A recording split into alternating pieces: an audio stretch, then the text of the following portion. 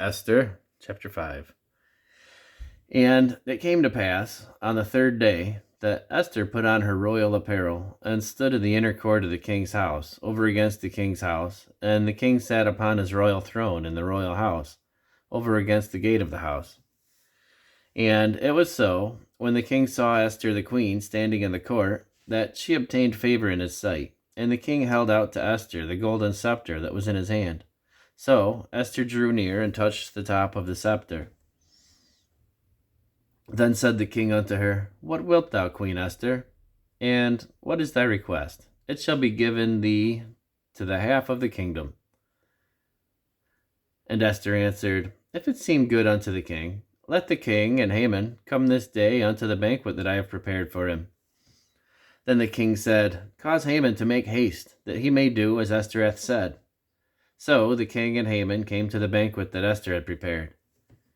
And the king said unto Esther at the banquet of wine, What is thy petition? And it shall be granted thee. What is thy request? Even to half the kingdom it shall be performed. Then answered Esther and said, My petition and my request is, if I have found favor in the sight of the king, and if it please the king to grant my petition, and to perform my request, let the king and Haman come to the banquet that I shall prepare for them, and I will do tomorrow as the king hath said. Then went Haman forth that day joyful and with a glad heart. But when Haman saw Mordecai in the king's gate, that he stood not up, nor moved for him, he was full of indignation against Mordecai. Nevertheless, Haman refrained himself, and when he came home, he sent and called for his friends and Zeresh his wife. And Haman told them of the glory of his riches and the multitude of his children and all the things wherein the king had promoted him, and how he advanced him above all the princes and servants of the king.